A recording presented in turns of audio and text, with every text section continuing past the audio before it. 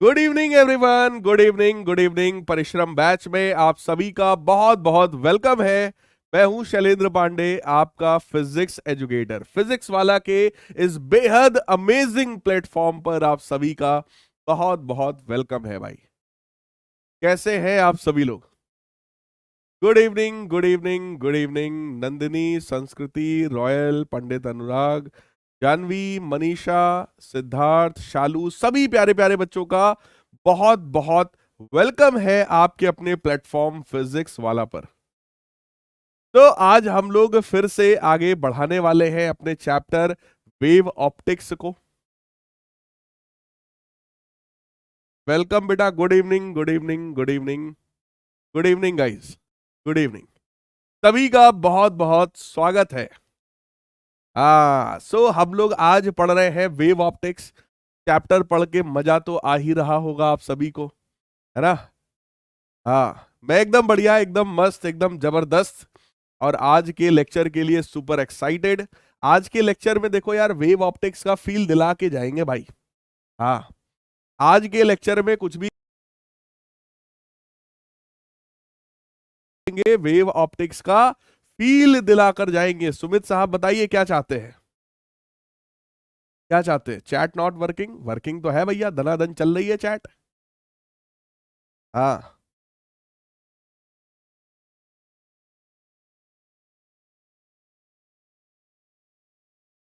अच्छा, कुछ लोग ट्रेन से भी लेक्चर को अटेंड कर रहे हैं। बहुत बढ़िया, बहुत बढ़िया, बहुत बढ़िया। बहुत मजा आ रहा है कुछ लोगों को इस चैप्टर में, नो डाउट। चैप्टर यार है ही बड़ा प्यारा ये, है ना? तो आज हम लोग सबसे पहले सस्टेन्ड इंटरफेरेंस के बारे में पढ़ेंगे। इंटरफेरेंस कैसे बनाया रखेंगे हम लोग। इंटरफेरेंस व्हाइट लाइट का करवा देंगे तब क्या होगा। डिफ्रैक्शन ऑफ लाइट के बारे में भी हम लोग पढ़ने और समझने की कोशिश कर रहे होंगे, है ना? अच्छा, बहुत बहुत धन्यवाद भाई। कह रहे सर जी आपका फोटो मस्त है। हाँ, बहुत बहुत धन्यवाद, बहुत बहुत धन्यवाद।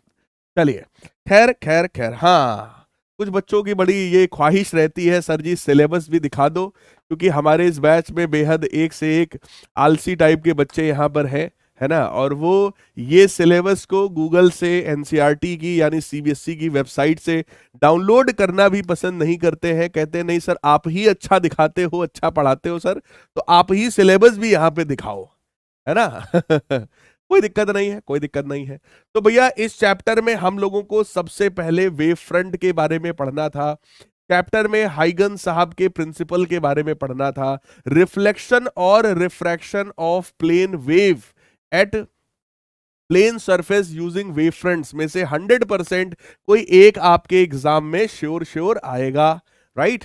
फिर proof of the reflection refraction, वही बात हो गई, यूजिंग हाइगन्स प्रिंसिपल। ये भैया श्योर शॉर्ट एक क्वेश्चन है कि ये वेव फ्रंट का जो बिहेवियर होता है ये आपसे पूछा तो जाएगा, है ना?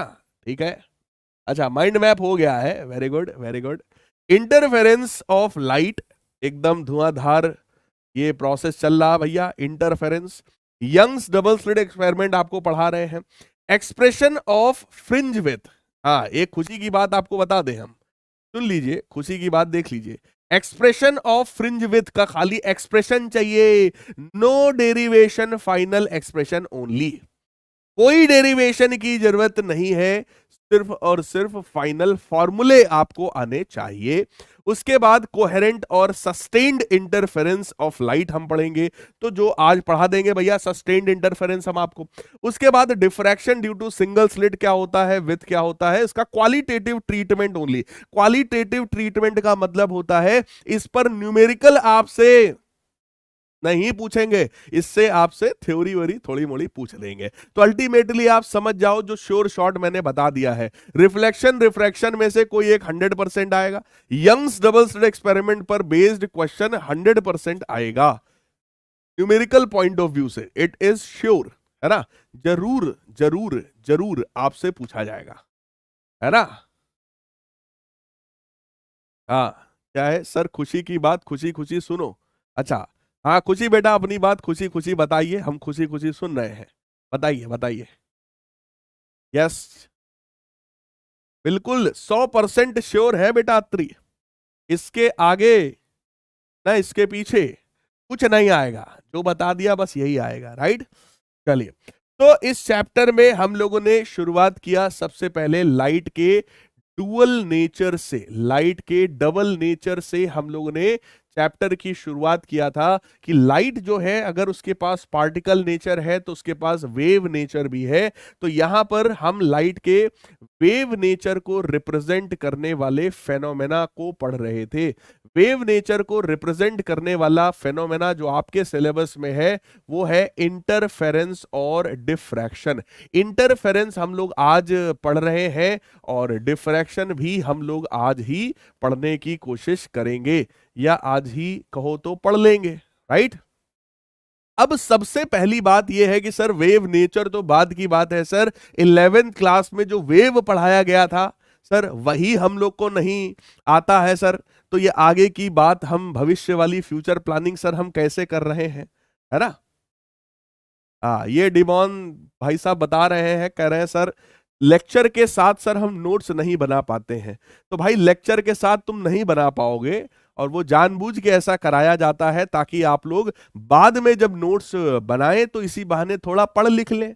वैसे तो आप ज्यादा पढ़ाई वढ़ाई करते नहीं हैं, लेकिन जब नोट्स वोट्स बनाएंगे लिखे विखेंगे तो थोड़ा कुछ तो ऊपर वाले माले में जाएगा, इसीलिए ऐसा किया जाता है ना। अच्छा, हाँ अंशु यादव नालायक, कोई बात नहीं कोई बात नहीं, ये है डंडा, ये डंडा बस परिश्रम बैच के बच्चों के लिए ही है। ये डंडा भी आप लोग के साथ परिश्रम करने के लिए बड़ा ही जो है एकदम तत्पर रहता है। हाँ, तो सब नींद वींद सब गायब हो जाएगी, टेंशन ना लो।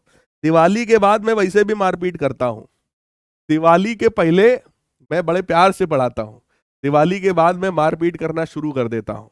तो यहीं से डंडे ही डंडे चलेंगे भाई, समझ लेना तुम लोग। इंटरफेरेंस और डिफ्रैक्शन ऑफ लाइट, ये हम लोग को दो प्रोसेस पढ़ने थे। फिलहाल हम लोग बात कर रहे थे वेव्स क्या होती हैं। तो बेटा wave is a type of disturbance created in a medium, ठीक है। वेव क्या है, it is disturbance created in medium. किसी भी मीडियम में जो हम लोग डिस्टरबेंस क्रिएट कर देते हैं उसी डिस्टरबेंस को ही हम लोग वेव का नाम देते हैं। वेव ट्रांसवर्स भी हो सकती है, वेव लॉन्गिट्यूडिनल भी हो सकती है। ट्रांसवर्स वेव का मतलब यह होता है कि अगर वेव आगे की तरफ बढ़ रहा हो और पार्टिकल्स जो है वो वेव डायरेक्शन के परपेंडिकुलर डायरेक्शन में अगर वाइब्रेट कर रहे हो, वेव आपका एक्स में जाए पार्टिकल ऐसे ऐसे कर रहे हो तो ट्रांसवर्स वेव होता है। वेव आपका एक्स डायरेक्शन में आगे जाए और पार्टिकल्स भी ऐसे ही ऐसे वाइब्रेट कर रहे हो तो उनको हम लोग लॉन्गिट्यूडिनल वेव कहते हैं। फिलहाल यहां पर जो हम लोग पढ़ रहे हैं वो हम लोग ट्रांसवर्स वेव की बात करेंगे। देखो ये ट्रांसवर्स वेव का नेचर है जिसमें पार्टिकल वाइब्रेट कर रहा होता है। लेकिन जब बात हम लोग करते हैं लाइट के बारे में, क्योंकि लाइट इलेक्ट्रोमैग्नेटिक वेव है, तो बेटा लाइट के लिए वाइब्रेट करने का काम इलेक्ट्रिक फील्ड करेगा। लाइट के लिए वाइब्रेट करने का काम कौन करेगा, इलेक्ट्रिक फील्ड। तो जब लाइट प्रोपगेट करता है तो इलेक्ट्रिक फील्ड वाइब्रेट कर रहा होता है या मैग्नेटिक फील्ड वाइब्रेट कर रहा होता है, और यहां पर कोई पार्टिकल नहीं है लाइट के लिए वाइब्रेट करने वाला, ठीक है। तो लाइट के केस में वाइब्रेट करने वाला भाई साहब कोई पार्टिकल नहीं होता है। तो आ जाइए मैं आपको थोड़ा सा वेव का एक फील दिलाने की कोशिश करता हूं कि भाई साहब वेव क्या चीज होती है, ठीक है। वेव क्या चीज होती है थोड़ा सा मैं आपको दिखाने की कोशिश, समझाने की कोशिश मैं करता हूं, ठीक है। देखिएगा, ये जैसे एक कोई सरफेस है या कह लो वाटर है, ठीक है। ये पानी पूरा तालाब का पानी है, स्विमिंग पूल का पानी है, और इस पानी में हम लोग यहां से ये दो मीडियम के थ्रू हम डिस्टरबेंस प्रोड्यूस करने की कोशिश करेंगे। जैसे पानी में नहीं बच्चे जो है छपर छपर करते हैं, तो ये समझ लो ये दो हाथ है, ये दोनों पानी में ऐसे ऐसे छपर छपर करने वाले हैं। देखिएगा आप सभी लोग ये क्या करते हैं, ध्यान से देखो। कुछ फील हो रहा है क्या, ध्यान से सभी लोग देखिए, क्या कुछ फील हो रहा है आप सभी को, कुछ फील हो रहा है। मैं वेव का एम्पलीट्यूड बढ़ा रहा हूं, वेव के एम्पलीट्यूड बढ़ने से जरा देखिए क्या कुछ फील हो रहा है क्या। वेव का एम्पलीट्यूड बढ़ने से यहां पर देखो जो डिस्टरबेंस है वो डिस्टरबेंस ज्यादा बढ़ रही है, ठीक है। मैंने फ्रीक्वेंसी को मैंने कम कर दिया, अब यही डिस्टरबेंस स्लो हो जाएगा। फ्रीक्वेंसी का मतलब है नंबर ऑफ वेव्स प्रोड्यूस पर सेकेंड, राइट। तो यहां पर देखो जो पानी का जो वेव है वो ऐसे ऐसे ऐसे ऐसे आगे की तरफ बढ़ रहा है। जो ऊपर वाला, जो ऊपर निकला हुआ पोर्शन है उसको क्रस्ट कहा जाता है और जो नीचे है उसको ट्रफ कहा जाता है। तो क्रस्ट और ट्रफ के फॉर्म में ये जो वाटर है ये फ्लो कर रहा है। तो आप सभी लोग ध्यान से देखो भाई, क्या इस बात का फील आपको आ रहा है भाई? क्या इस बात का फील आ रहा है? देखो मैं फ्रीक्वेंसी को अगर और कम कर दूं तो यही जो वेव का जो प्रोडक्शन हो रहा है ये और ज्यादा स्लो हो जाएगा, ठीक है। तो ये क्रस्ट और ट्रफ के फॉर्म में, क्रस्ट और ट्रफ के फॉर्म में मेरे प्यारे बच्चों ये जो वेव है वो प्रोपगेट कर रहा है। क्लियर? अगर बात समझ में आ रही है तो धनाधन चैट बॉक्स में जरा आग लग जाना चाहिए सभी लोग भाई। कह रहे हैं सर ये पानी तो बड़ा मस्त है। भाई ये सिंपल पानी ही है, जो आपके घर वाला वाटर है ये भी वही वाला वाटर है ना? हाँ, वही वाला वाटर है, सिंपल, और यहां पर कुछ भी नहीं है, राइट, कुछ भी नहीं है। अच्छा, कुछ बच्चे पूछ रहे हैं सर ये जो गोली रखी है, ये जो बॉल रखा है सर, इस बॉल का काम क्या है? इस बॉल का काम ये है, जरा ध्यान से देखो, जो बॉल एम्पलीट्यूड वाले पोजीशन पर है येलो वाला, वो तो ऊपर नीचे कर रहा है। ये बॉल ऊपर नीचे कर रहा है क्योंकि ये एम्पलीट्यूड वाले पोजीशन पर है। और ये जो बॉल जो नीचे वाले ट्रफ वाले पोजीशन पर है, मीन पोजीशन पर शो कर रहे हैं, जो बॉल मीन पोजीशन पे वो अपनी जगह पर है ना। तो कुछ इस तरीके से यहां पर शो किया गया है। अब इसी का मैं आपको, ये देखो, ये इसका था, ठीक है, साइड व्यू। अब मैं आपको इसी वेव का टॉप व्यू दिखा रहा हूं। ऊपर से जब देखोगे तब क्या दिखाई पड़ेगा, ध्यान से देखो। ऊपर से जब देखोगे तब क्या दिखाई पड़ रहा होगा। लुक एट दिस, ऊपर से देखो, सिंपल सा वेव यहां पर क्रिएट करके मैं दिखा रहा हूं, ठीक है। सिंपल सा देखो, वेव क्रिएट करके दिखा रहा हूं, वेव किस तरीके से प्रोपगेट करता है। अगर ये एक पॉइंट सोर्स है ना, तो ये पॉइंट सोर्स अपने आसपास स्फेरिकल वेव फ्रंट्स क्रिएट करेगा। बहुत ध्यान से देखो, और स्फेरिकल वेव फ्रंट्स का सिंपल सा मतलब है ये वही वाटर ही है जो ऐसे ऐसे ऐसे ऐसे फ्लो कर रहा है, राइट है। तो जो टॉप वाले सारे पार्टिकल्स हैं, अगर उनको जोड़ दिया जाए तो एक वेव फ्रंट बन जाएगा, है ना। ऐसे ही उसके आगे वाले एक हैं तो वो एक वेव फ्रंट बन जाएगा। क्या इस बात का फील आना शुरू हुआ है भाई? क्या इस बात का फील आना मेरे प्यारे बच्चों आपको शुरू हो गया है? अभी देखो, मैंने एक सिंगल सोर्स से वेव क्रिएट किया है, केवल एक सोर्स से मैं वेव क्रिएट कर रहा हूं, राइट। अब आ जाओ जरा दो सोर्सेस की बात करते हैं। अब देखो, दो सोर्सेस से जब वेव क्रिएट कर रहे हैं एक ही मीडियम में दो सोर्सेस से जब आप वेव क्रिएट करोगे तो यहां पर अब बेटा इंटरफेरेंस होगा। जब दो सोर्स हमने रखे तो अब यहां पर क्या होगा? इंटरफेरेंस हो रहा होगा, ठीक है। अब यहां पर इंटरफेरेंस फॉर्म होगा, लेकिन इंटरफेरेंस के लिए मैं अभी आपको और भी कुछ चीजें दिखाऊंगा, ठीक है। इंटरफेरेंस के लिए आपको मैं कुछ और चीजें अभी आगे समझाऊंगा, राइट। तो आई होप वेव क्या होता है इस बात का पूरा फील आपको आज आ गया होगा कि भाई साहब वेव क्या चीज है, राइट। अभी आगे आपको और चीजें फील कराएंगे, तुम बिल्कुल टेंशन ना लो, तुम खाली चीजों को ध्यान से समझो। देखो, मैं एनिमेशन का सहारा पहली क्लास दूसरी क्लास में लेना पसंद नहीं करता हूं, क्योंकि इससे बच्चों की थिंकिंग एबिलिटी जो होती है वो डाउन हो जाती है। तो अभी स्टार्टिंग के जो 2-3 लेक्चर्स थे वेव ऑप्टिक्स के, इसमें मैंने आपको फील कराने की कोशिश किया है कि आप खुद से अगर इस लेवल तक सोच लें तो ये ज्यादा अच्छा है। अदरवाइज अभी मैं आपको और चीजें आज आपको मैं फील करा के ही मैं जाऊंगा, इंटरफेरेंस और डिफ्रैक्शन, ये 100% गारंटी वाली बात है। ये मैं पहले दिन भी आपको दिखा सकता था, लेकिन अगर आप सिंपली देख लेते ना तो आप फील ना कर पाते। अभी क्या है कि आप लोगों ने थोड़ा मोड़ा अपने जो भी आपने पिछली 3 क्लासेस में सीखा है, हल्का फुल्का आप लोगों ने फील किया होगा, है ना। अब वो चीज जब आप यहां पर देखोगे तो वो एकदम 100% आपके दिमाग में सेट हो जाएगा फॉर एवर, राइट। अच्छा, ठीक है। अब देखो जरा इंटरफेरेंस क्या होता है। सबसे पहली बात, इंटरफेरेंस कराने की जो सबसे पहली कंडीशन है वो कंडीशन ये है कि दोनों जो लाइट सोर्सेज हैं उनकी फ्रीक्वेंसी पहली बात सेम होनी चाहिए।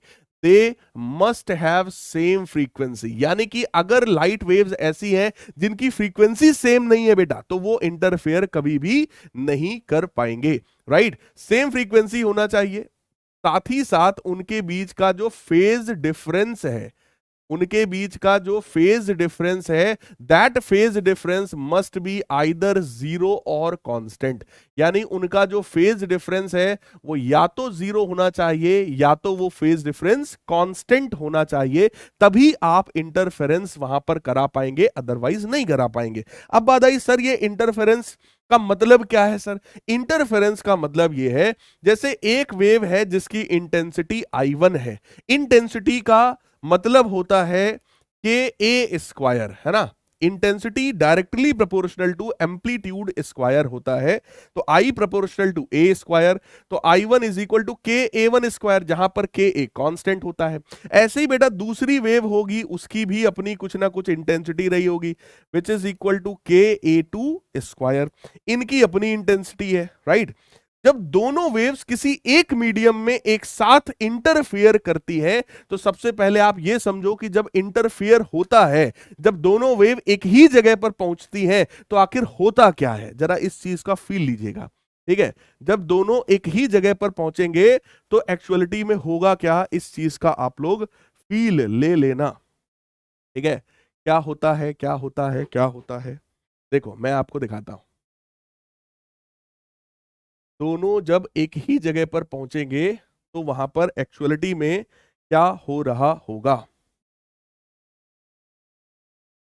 हाँ, एक मिनट, ये देखना, सुपरपोजिशन, सुपरपोजिशन ऑफ वेव्स मैं आपको यहां पर अब करवा के दिखा रहा हूं। सभी लोग मेरी बात को बहुत ही कंसंट्रेशन के साथ सुनेंगे, समझेंगे, राइट है। देखो मैं चैट को भी बंद कर रहा हूं, मेरी बात को पहले सुनो, फिर चैट आपको करने का मौका दूंगा, राइट। अब देखो ये एक वेव जो है यहां पर कंटिन्यूअसली प्रोड्यूस हो रही है, राइट। अब मैं क्या करने वाला हूं, मैं सेम डायरेक्शन में एक वेव यहां पर और लाने वाला हूं। ये देखो ये वाला एक वेव सेम डायरेक्शन में और आ गया। सेम डायरेक्शन कहने का मतलब जहां पर इसका क्रस्ट वहीं पर इसका क्रस्ट है, जहां पे इसका ट्रफ है वहीं पे इसका ट्रफ है, यानी दोनों वेव्स एक साथ जब एक मीडियम में प्रोपगेट करना शुरू किया दोनों वेव्स ने, तो आप जरा रिजल्टेंट वेव को देखो, यही है बेटा इंटरफेरेंस। रिजल्टेंट वेव को देखो, इसका भी मैक्सिमम इसका भी मैक्सिमम, तो इसका जो मैक्सिमम है वो काफी ज्यादा हो गया, यानी इसने भी कुछ ऊपर बढ़ाया होगा, इसने भी ऊपर बढ़ाया होगा, तो रिजल्टेंट डिस्प्लेसमेंट आप देखो डबल हो चुका है। ये दो आइडेंटिकल वेव्स को हमने कंबाइन किया है, यानी उनका इंटरफियर करा करके मैं आपको यहां पर दिखा रहा हूं, जिसकी वजह से देखो एम्पलीट्यूड बढ़ गया। यानी कि जब इंटरफियर होता है, अगर दोनों वेव्स सेम फेज में हैं, यानी इसका भी क्रस्ट है इसका भी क्रस्ट है, तो वो फाइनली क्या करेगा, डिस्प्लेसमेंट को बढ़ा देगा, एम्पलीट्यूड को इंक्रीज कर देगा। ये यहां इंटरफेरेंस में हो रहा है। अब सेकंड केस में देखो, सेकंड केस में मैं आपको दिखा रहा हूं अपोजिट एक वेव में ला रहा हूं।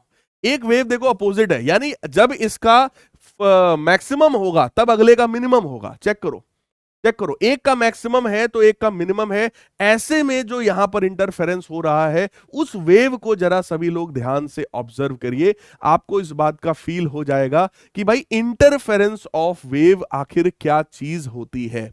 व्हाट इज इंटरफेरेंस, है ना। ध्यान से सब लोग देख लो, ध्यान से देखो, एक का मैक्सिमम है तो एक का मिनिमम है, राइट। सेम प्लेस पर अगर एक का मैक्सिमम है तो एक का मिनिमम है, अपोजिट डायरेक्शन वाली वेव्स है, राइट।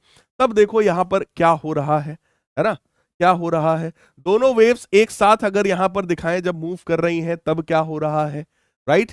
तो आप लोग इंटरफेरेंस को आई होप समझ सकते हैं। इंटरफेरेंस को यहां से आई थिंक आप लोग थोड़ा मोड़ा समझ पाए होंगे। जल्दी से चैट बॉक्स में एक बार बता दो, क्या आपको इंटरफेरेंस यानी कि जब दो वेव एक जगह पर आती है तो आखिर क्या होता है, क्या इस बात का फील आपको आ गया है? जल्दी से बता दो, क्या इस बात का फील आपको आ गया है? तुरंत बताओ भाई, क्लियर है? यानी कि देखो ये वेव जो है पार्टिकल को, अगर ये वाला फॉर्म आएगा, एक बात समझना, जब किसी एक मूवमेंट पर ये आएगा तो ये क्रेस्ट है, क्रेस्ट क्या करेगा, पार्टिकल को ऊपर ले जाने की कोशिश करेगा।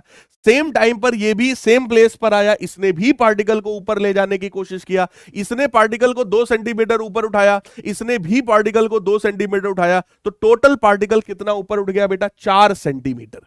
4 सेंटीमीटर, यही है इंटरफेरेंस ऑफ वेव, यही है इंटरफेरेंस। अब अगर सोचो एक का क्रस्ट होता और सेम प्लेस पर दूसरे का ट्रफ होता, ये 2 सेंटीमीटर ऊपर उठाता, ये 2 सेंटीमीटर नीचे भेजता, तो पार्टिकल रेस्ट पर ही बना रहता, पार्टिकल रेस्ट पर ही बना रहता, राइट। यहां पर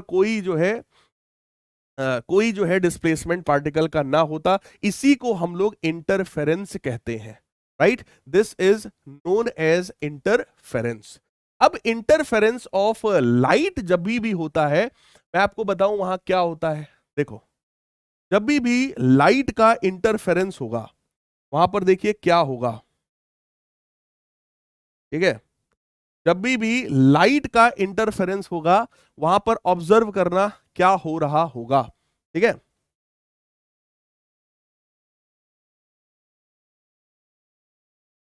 ये मैंने क्या किया, यहां पर एक लाइट सोर्स है अपने पास। सबसे पहले मैं आपको वाटर से दिखाता हूं, सबसे पहले मैं आपको वाटर से दिखाता हूं, राइट। यही सेम चीज मैंने अभी आपको पहले भी दिखाया था। जब आप एक एक बूंद करके पानी अगर किसी तालाब में या किसी टब में, किसी बाल्टी में अगर गिराओगे, तो सबसे पहले ये फील ले लो कि वहां पर क्या हो रहा है। ध्यान से देख लो सब लोग, ठीक है, ध्यान से देखो। जहां मैंने वेव को बंद किया है ना, वेव को मैंने बंद किया, देख लो सब मामला एकदम शांत है, यानी वाटर का जो सरफेस है वो एकदम रुक जाएगा, वाटर का सरफेस एकदम शांत हो गया है, एकदम रुक गया है, ठीक है। अब मैंने यहां से देखो स्टार्ट किया मैंने,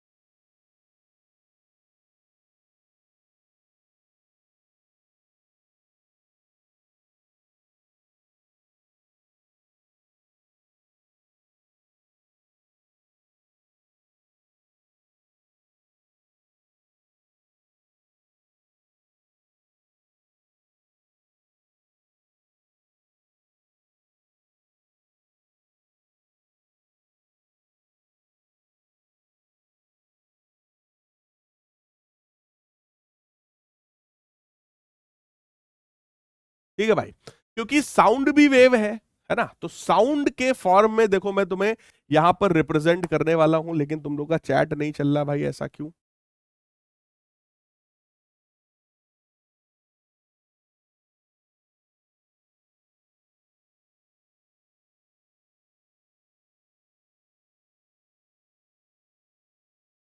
हेलो, नेट का कुछ इशू है क्या, यहाँ चल ही नहीं रहा।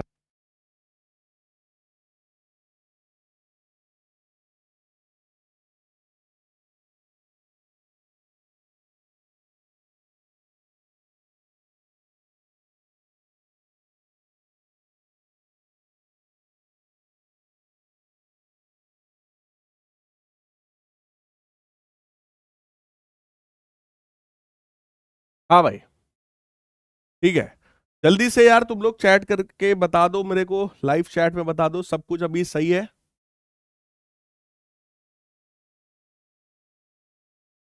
लैग वैग तो नहीं हो रहा है ना, जल्दी से बता दो भाई, लैग तो नहीं हो रहा है ना।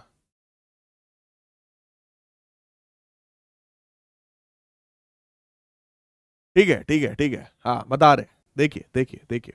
अब यहां पर मैं आपको साउंड वेव रिप्रेजेंट करने की कोशिश कर रहा हूं, साउंड वेव आपको दिखा रहा हूं यहां पर। सबसे पहले यहां पर देखो, किसी भी मीडियम में जो पार्टिकल्स होते हैं वो किस तरीके से होते हैं, देखो ये मीडियम के पार्टिकल्स हैं, these are the particles of the medium, right. ये पार्टिकल्स है मीडियम के, सब लोग ध्यान से देखो, मीडियम के पार्टिकल्स हैं।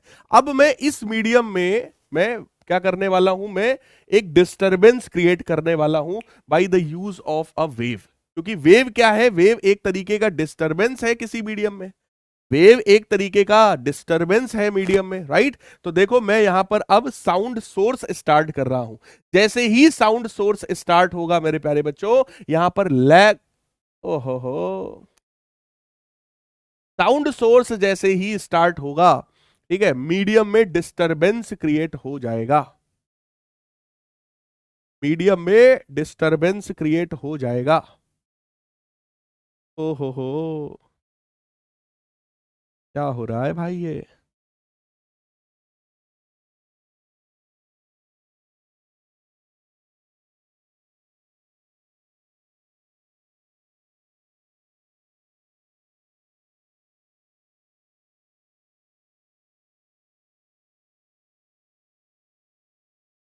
अभी बताओ भाई, अभी सही है?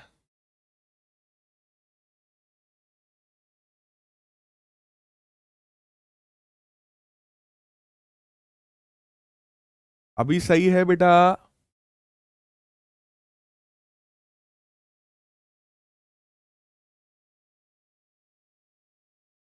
अब सही है?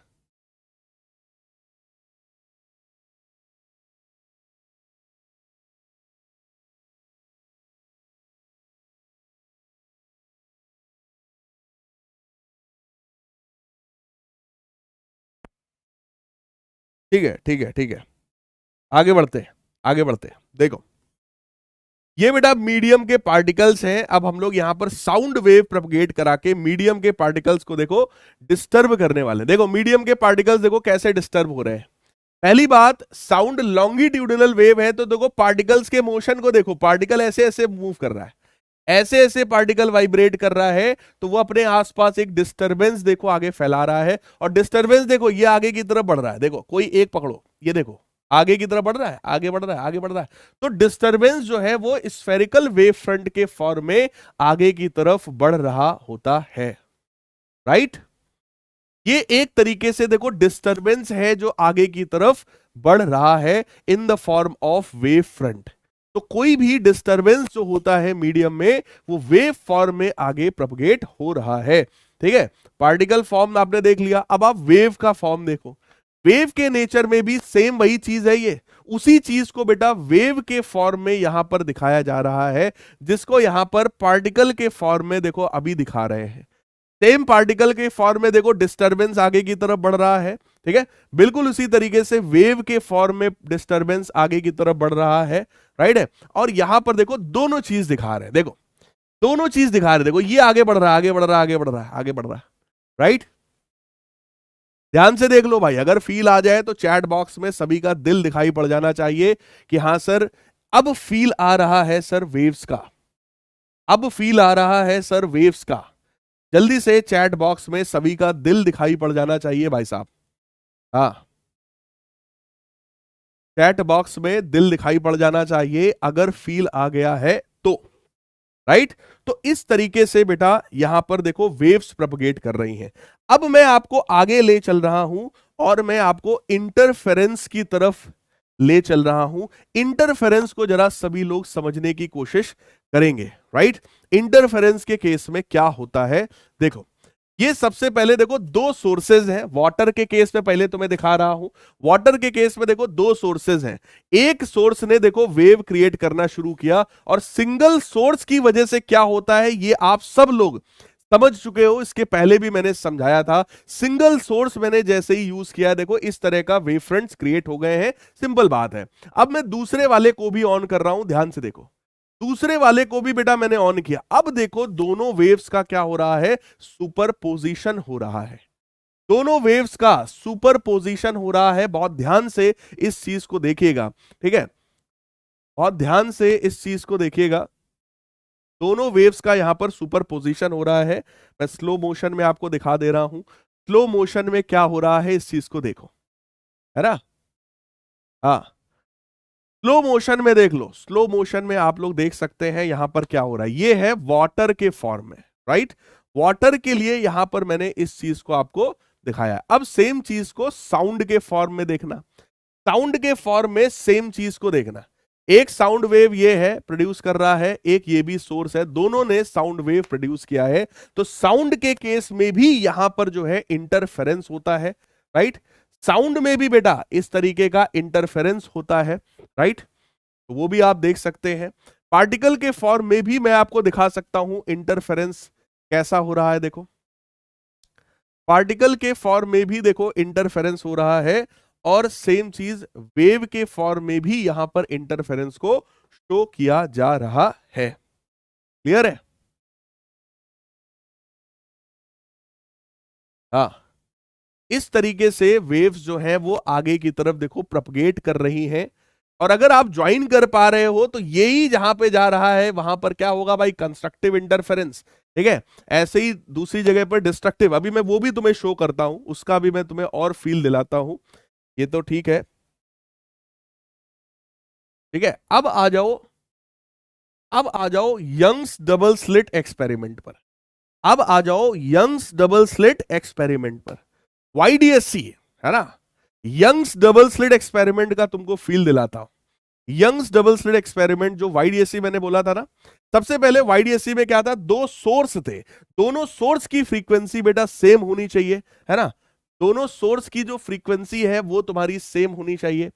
लेकिन पहले मैं तुम्हें वो भी दिखा दूं एक बार कि स्लिट्स का बिहेवियर क्या होता है। अब देखना जरा स्लिट का बिहेवियर क्या है। अगर ये एक प्लेन वेव फ्रंट हम लोग किसी भी एक स्लिट से पास करते हैं तो चेक करो क्या होता है। प्लेन वेव फ्रंट को बेटा, प्लेन वेव फ्रंट देखो, प्लेन वेव फ्रंट जा रहा है, प्लेन वेव फ्रंट जा रहा है।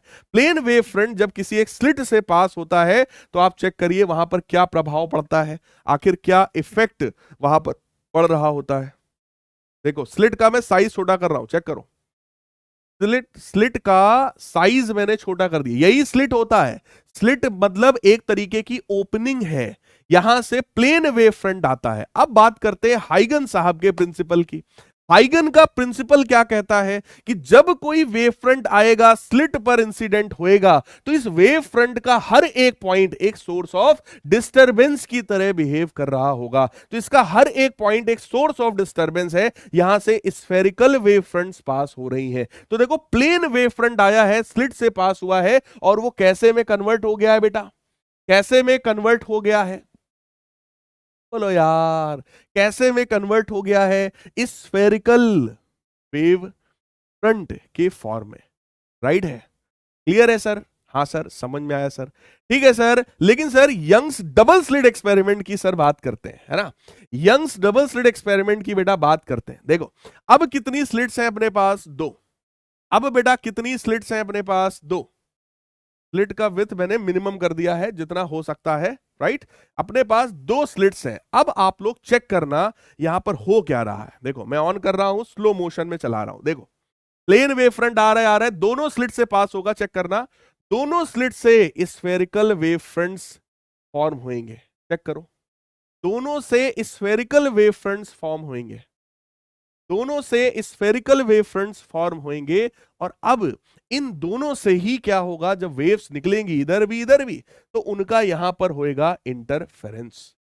उनका यहां पर बेटा क्या होगा, इंटरफेरेंस, राइट है। तो ये वाटर के फॉर्म में था, ये साउंड के फॉर्म में। अब लाइट के फॉर्म में देखो, ये लाइट जनरेटर है, यहां से ये लाइट जनरेट करेगा, ठीक है। चेक करना, चेक करना, स्लिट से पास हो रहा है लाइट, लाइट स्लिट से पास हो रहा है। चेक करिए किस तरीके से वेव्स देखो प्रोड्यूस हो रही हैं, वेव्स देखो किस तरीके से प्रोड्यूस हो रही हैं, राइट।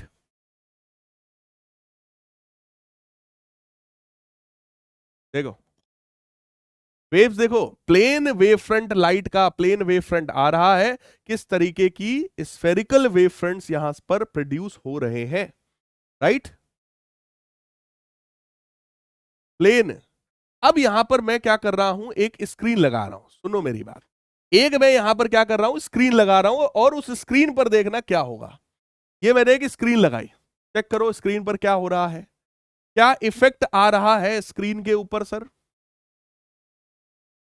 चेक करो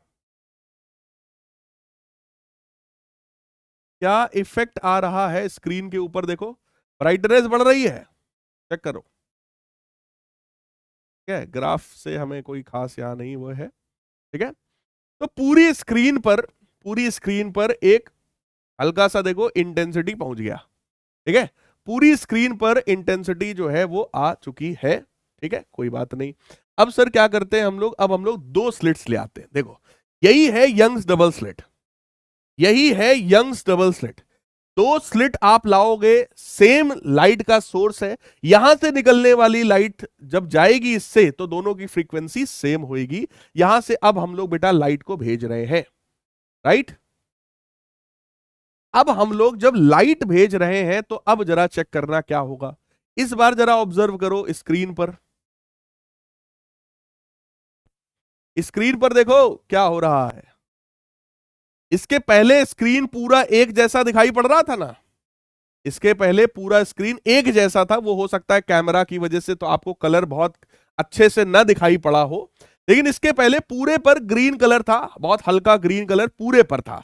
लेकिन इस बार देखो क्या हुआ, जब दो दो सोर्सेस से लाइट रेज निकल रही हैं, इधर से भी इधर से भी, अब इंटरफेरेंस हो रहा है और हमारा जो ऑब्जर्वेशन है वो साफ आपको भी शायद दिख रहा होगा कैमरे में क्लियर। वो देखो यहां पर ब्राइट है, ब्राइट है, ब्राइट है, बीच में ये डार्क, ये देखो डार्क, ये देखो डार्क, ठीक है। तो bright dark, bright dark, bright dark, bright dark, इस तरह का पैटर्न जो है वो फॉर्म हो जाएगा। अगर ये दिखाई पड़ रहा हो क्लियरली तो भाई जल्दी से चैट बॉक्स में आग लग जानी चाहिए, अगर ये बात आपको अच्छे से दिखाई पड़ रही है तो। नहीं तो मैं इस कलर को चेंज करूं यार, देखो चलो मैं कलर को येलो कर देता हूं, अब देख लो, आई थिंक येलो तो दिख रहा होगा, है ना। ब्राइट एंड डार्क पैटर्न बेटा फॉर्म हो जाएगा स्क्रीन पर, आप देखो येलो दिखाई पड़ेगा आई थिंक, है ना। यही है इंटरफेरेंस ऑफ लाइट, यही है बेटा लाइट का इंटरफेरेंस, राइट, यही है लाइट का इंटरफेरेंस। तो आई थिंक अब समझ में आ गया होगा कि सर इंटरफेरेंस ऑफ लाइट क्या होता है, ये आप समझ गए होंगे, राइट है। वही सेम चीज आपको मैं यहां पर भी दिखाना चाहूंगा।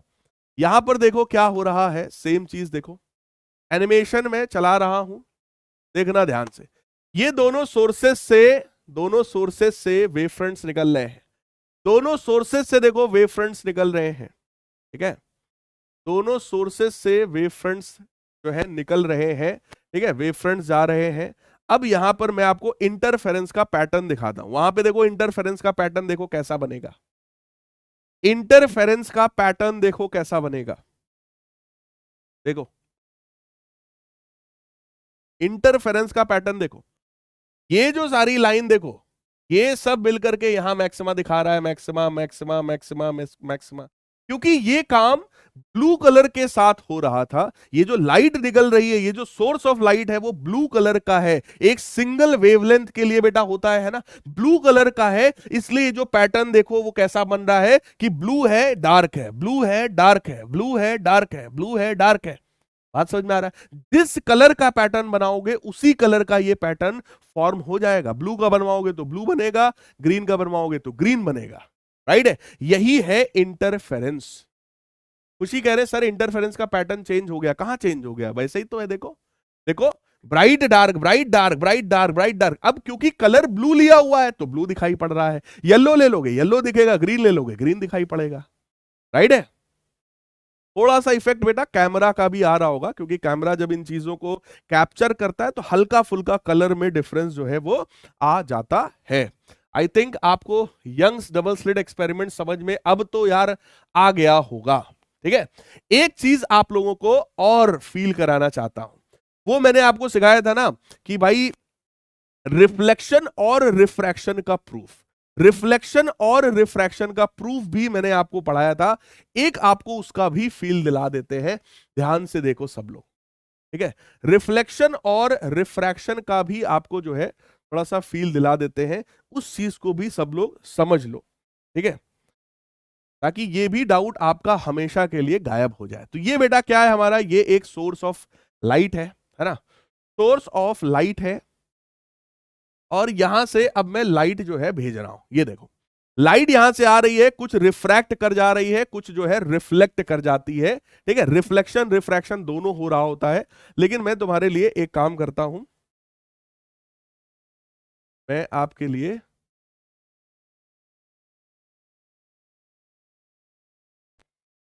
मैं आपके लिए एक काम करता हूं।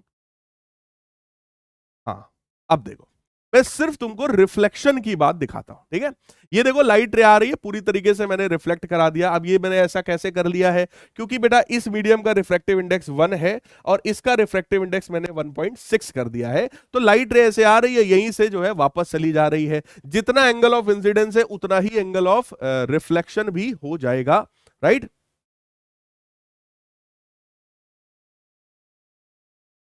देखो देखो देखो, एंगल के साथ आपको दिखा दिया गया है, एंगल के साथ आपको देखो दिखा दिया गया है। ठीक है, ये लाइन देखो नॉर्मल वाली लाइन है, ये नॉर्मल वाली लाइन है।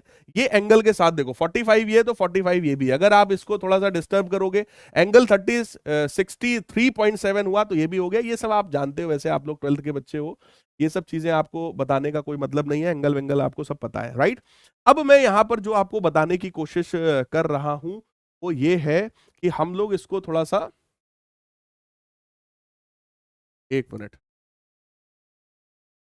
वेव फ्रंट्स के फॉर्म में हम लोग इसको देखना चाहते हैं। ठीक है, हाँ, ये रे के फॉर्म में, ये वेव के फॉर्म में। यस, अब जरा चेक करो, अब ये सेम चीज वेव के फॉर्म में आ गया, वेव फ्रंट के फॉर्म में। बेटा चेक करो, ये वेव फ्रंट आ रहा है, वेव फ्रंट आ रहा है। देखो लाइट रे ऐसे आती है, इसके परपेंडिकुलर ये देखो जो रेड से शो हो रहा है ना, ये वेव फ्रंट आ रहा है।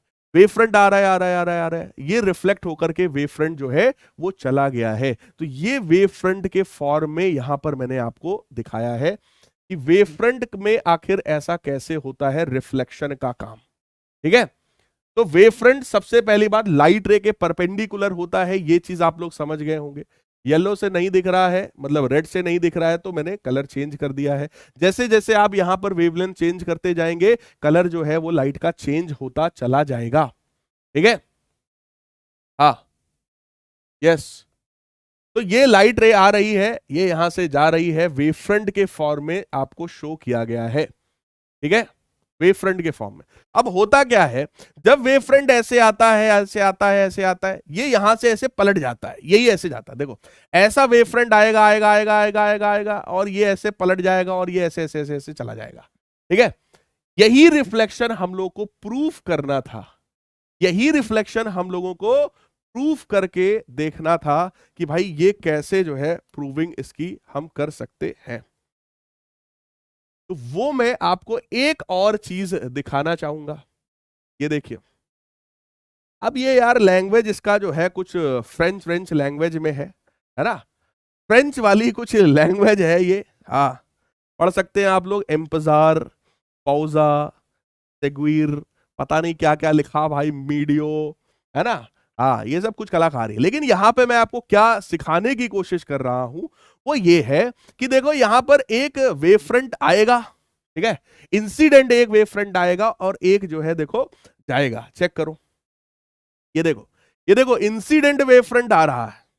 चेक करना भैया, वेव फ्रंट आया, जैसे ही वेव फ्रंट आएगा, जब वो इस सरफेस पर गिरता है तो सरफेस का हर एक पॉइंट एक सोर्स ऑफ लाइट की तरह बिहेव करता है, और उसी पर जब टेंजेंट ड्रॉ किया तो ये हमारा कौन सा, ये रिफ्लेक्टेड वेव फ्रंट बन गया। ये हमारा रिफ्लेक्टेड वेव फ्रंट बन गया।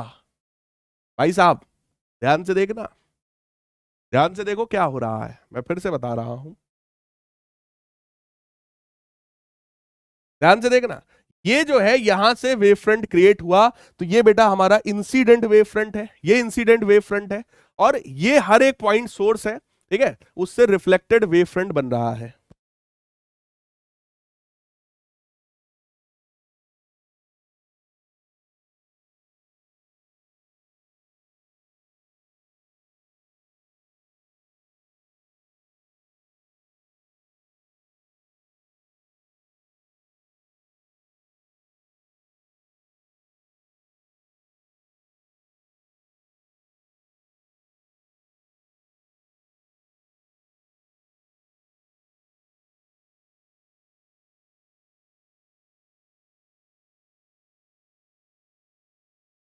हाँ भाई, तो यहां पर आपको अल्टीमेटली यही दिखाया जा रहा है कि कोई इंसिडेंट वेव फ्रंट जब आता है, ठीक है, अरे हाँ, ये वेव फ्रंट आ रहा है आ रहा है आ रहा है, जैसे ही वेव फ्रंट का ये पॉइंट इंसिडेंट होगा, देखो यहां से वेव फ्रंट निकलना शुरू, वेव फ्रंट निकलना शुरू, हर एक पॉइंट एक सोर्स की तरह बिहेव कर रहा है ना, हर एक पॉइंट एक सोर्स की तरह बिहेव कर रहा है, तो यहां से रिफ्लेक्टेड वेव फ्रंट बन जाता है। तो ऐसा वेव फ्रंट आता है, यही पलटकर ऐसे चला जाता है।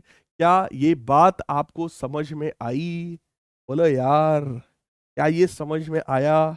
ठीक है, यही है भैया पूरी कहानी वेव ऑप्टिक्स की, यही है पूरी कहानी वेव ऑप्टिक्स की। ठीक है, अब आ जाओ जरा थोड़ा सा आगे की बात कर लेते हैं कि सर वेव ऑप्टिक्स में क्या चल रहा है। ठीक है, देखो, तो यही दोनों जो इंटेंसिटीज थी, यही दोनों इंटेंसिटीज जब कंबाइन होती हैं तो वहां पर रिजल्टेंट इंटेंसिटी आती है I1 plus I2 plus 2 under root I1 I2 cos phi के बराबर, राइट। ये हमारी रिजल्टेंट इंटेंसिटी आ गई है। तो किसी पॉइंट पर कंस्ट्रक्टिव इंटरफेरेंस होगा, किसी पॉइंट पर डिस्ट्रक्टिव इंटरफेरेंस हो रहा होगा। जहां पर इंटेंसिटी मैक्सिमम हो जाए, इंटेंसिटी कब मैक्सिमम होगी? जब ये कॉस फाई 1 के बराबर होगा। कॉस फाई कब 1 होता है? जब फाई की वैल्यू 2n पाई के बराबर हो। जब ये phi angle even multiple of pi होगा तो वहां पर बेटा इंटेंसिटी मैक्सिमम हो जाएगी, और वो मैक्सिमम इंटेंसिटी मैंने आपको निकाल के दिखाया था, that was under root I1 plus under root I2 का होल स्क्वायर। जब यही वाला कॉस फाई आपका -1 हो जाए तो वहां पर इंटेंसिटी मिनिमम हो जाती है, और फाई की वैल्यू कितनी हो जाएगी? 2n - 1 पाई बाई 2 के बराबर, राइट।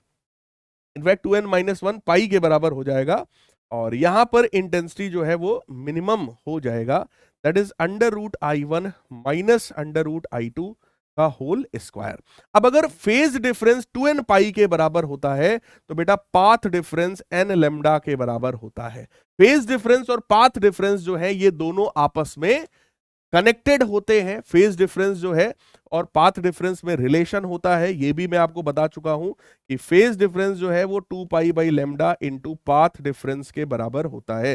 तो अगर दो वेव्स में बेटा कुछ भी पाथ डिफरेंस है तो वहां फेज डिफरेंस अपने आप आएगा, वहां से आप फेज डिफरेंस और पाथ डिफरेंस ये दोनों निकाल सकते हो। बिल्कुल इसी तरीके से यहां भी हम पाथ डिफरेंस निकाल सकते हैं, that is 2n - 1 lambda by 2 के बराबर, राइट। तो जब भी हाँ यस, नैन्सी ने बिल्कुल सही कहा, कह रही सर आज दिमाग से ज्यादा आंखों का यूज हुआ। बिल्कुल ठीक बात है, क्योंकि आज आप लोगों ने देख करके फील लिया है। इसके पहले जिन बच्चों को फील आया था वो दिमाग से फील आया था, राइट। तो जो बच्चे थे ना 10-15% बच्चे थे जिन्हें थोड़ा दिक्कत हो रही थी, तो आज का मैंने उनके लिए कर दिया कि भाई उनको भी फील आ जाए अल्टीमेटली कि है क्या चीज। नहीं तो वो लोग ये चैप्टर ही छोड़ देते, वो कहते हैं भगाओ हमारे बस का है नहीं, तो ये चैप्टर तो मैं पढ़ूंगा ही नहीं एग्जाम में। भाई ऐसा मत करना, इसलिए मैंने सबको समझा दिया है, ठीक है। चलो बहुत बढ़िया बेटा प्रियांशी। तो मेरे प्यारे बच्चों, अब यही सब चीजें हम लोगों ने पढ़ रखा था, ठीक है, उसी को मैं और आगे बढ़ा रहा हूं।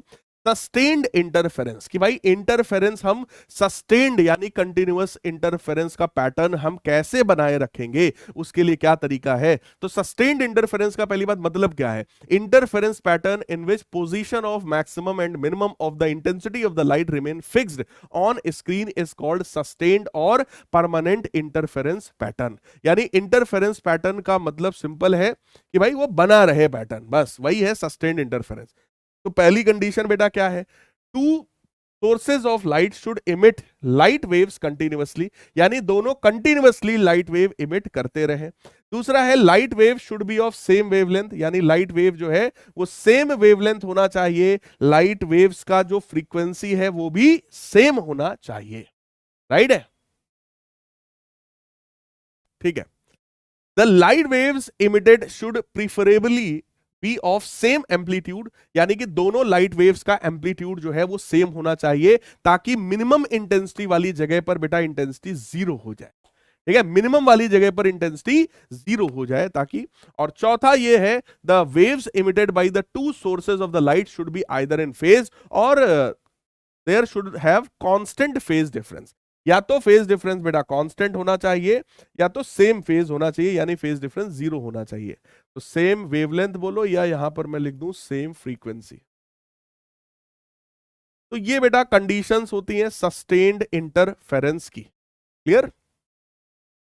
चलो अब आ जाओ इंटेंसिटी डिस्ट्रीब्यूशन कर्व की बात करते हैं। हालांकि मैं कल भी आपको मैं सिखा चुका था, बट एक बार फिर से मैं आज आपको ये एक बार और अच्छे से मैं बनाकर दिखा देता हूं।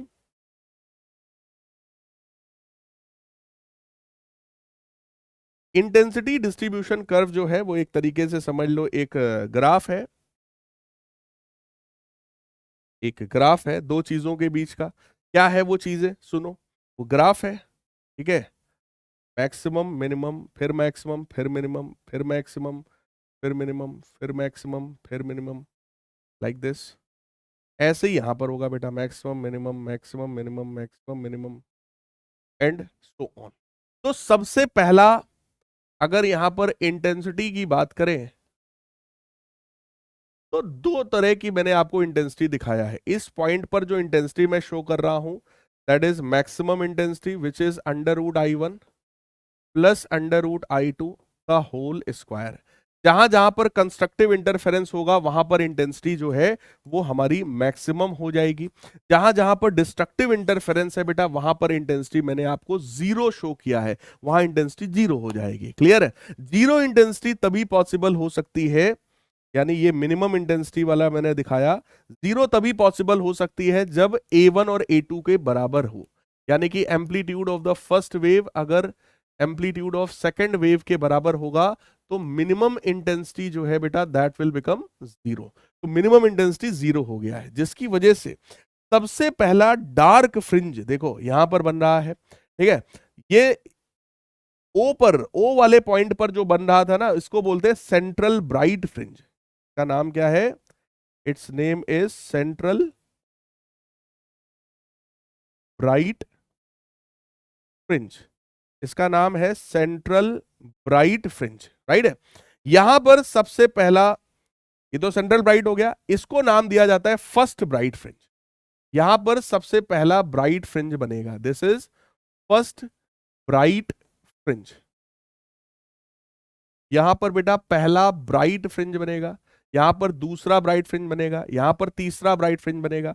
तो ब्राइट फ्रिंज का जो पोजीशन था याद करो वो डी लेमडा बाई डी था। ऐसे ही अगला जो था that was 2d lambda by D. ऐसे ही जो अगला था that was 3d lambda upon D के बराबर, राइट। बिल्कुल इसी तरीके से लेफ्ट में भी होगा। यहां पर ब्राइट फ्रिंज है minus D lambda by D पर, यहां पर भी ब्राइट है minus 2d lambda by D पर, यहां पर भी ब्राइट है बेटा minus 3d lambda by D पर। These are the positions of the bright fringes. अब डार्क फ्रिंज की बात करते हैं। डार्क वाला फ्रिंज कहां बना? इनके बीच में पहला डार्क बना है, यानी कि ये हो गया डी लेमडा अपॉन 2d। यहां पर भी बना है that is 3d lambda upon 2d। यहां भी डार्क बना है that is 5d lambda upon 2d। तो ये डार्क फ्रिंजेस की पोजीशंस है।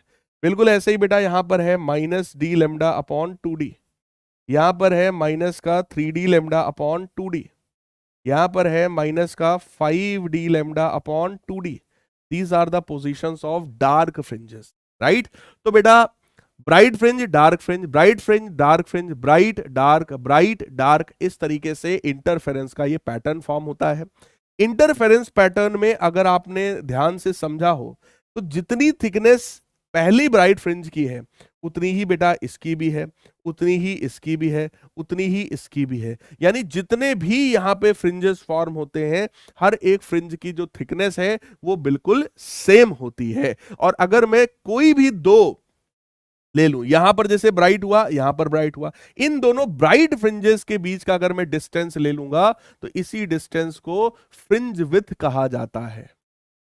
इसी डिस्टेंस को बेटा क्या नाम देते हैं हम लोग? फ्रिंज विड्थ का नाम देते हैं, जिसको हम लोग बीटा से रिप्रेजेंट कर सकते हैं। और फ्रिंज विड्थ की वैल्यू अगर मैं निकाल के दिखाऊं, देखो डी लेमडा बाई डी और 2d लेमडा बाई डी, तो विड्थ निकालोगे तो वो विड्थ आपकी डी लेमडा बाई डी ही निकल कर आ जाएगा। तो फ्रिंज विड्थ जो है वो वेवलेंथ पर डिपेंडेंट है। कैपिटल डी और स्मॉल डी में अगर चेंज कर रहे हो तो उस पर भी डिपेंडेंट है। कल वाले लेक्चर में मैंने एक क्वेश्चन करवाया था प्रीवियस लेक्चर का क्वेश्चन नंबर, शायद एक बच्चे ने कमेंट किया था, मैंने देखा था आप लोगों में से, प्रीवियस लेक्चर में एक क्वेश्चन था कोई सेवेंथ क्वेश्चन मैंने एक करवाया था, उसको एक बार चेक करना, जहां पर beta dash upon beta is equal to हम लोगों ने लेमडा डैश अपॉन लेमडा लिख लिया था। शायद उस क्वेश्चन में एक पॉइंट गिवन है कि ये जो स्मॉल डी है उसको आधा कर दिया गया। अगर स्मॉल डी को आधा कर दिया है तो भाई इसको अभी फर्क पड़ जाएगा फिर, है ना। अगर इस पर कुछ चेंज किया है तो उस पर भी फर्क पड़ेगा। यानी अल्टीमेटली उस पर्टिकुलर क्वेश्चन में तुम्हें क्या करना था, वो मैंने शायद हिंट देकर छोड़ दिया था, मैंने पूरा क्वेश्चन नहीं पढ़ा होगा, हिंट देकर आपको छोड़ दिया था। तो D lambda dash upon small D, fact कैसा हो जाएगा, D lambda upon small D, D dash lambda dash upon small D dash. ठीक है, अगर कुछ चेंज कैपिटल डी और स्मॉल डी में हुआ है तो भाई उसको भी लेना पड़ेगा, है ना, इसको हम इग्नोर थोड़ी ना कर देंगे, इसको भी लेकर के चलेंगे। तो वो क्वेश्चन आप लोग जो है ध्यान से पढ़िएगा और ध्यान से पढ़ करके उसको करिएगा। एक बच्चे ने आप में से कमेंट किया था तो मैंने आपको ये चीज यहां बताया।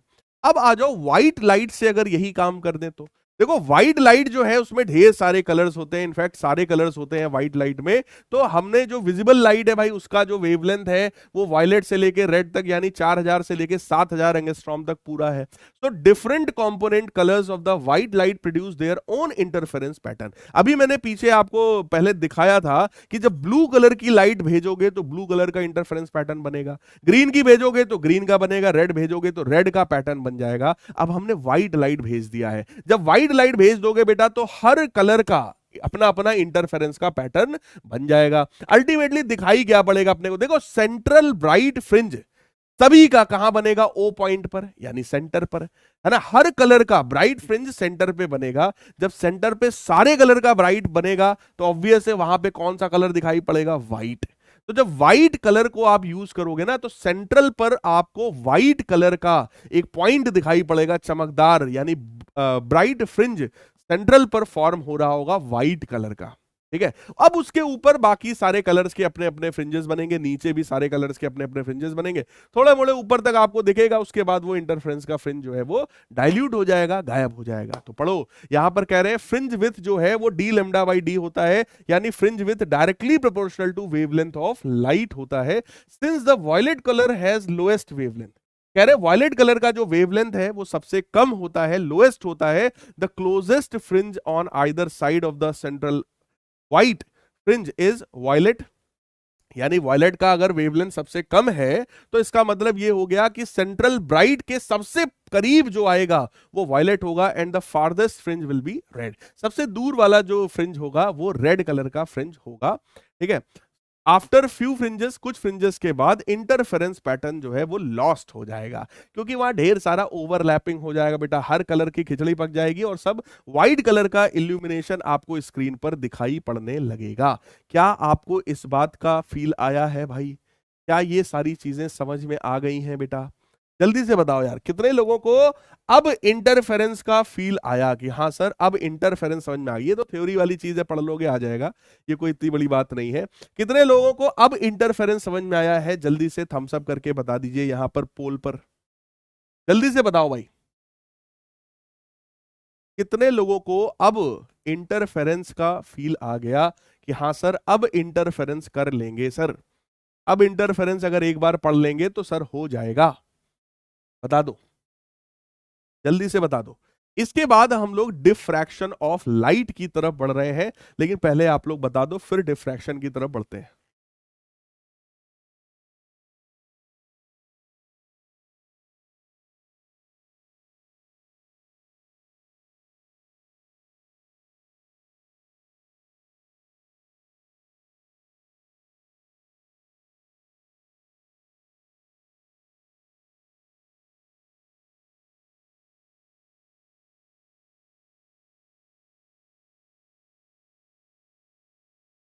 ठीक है,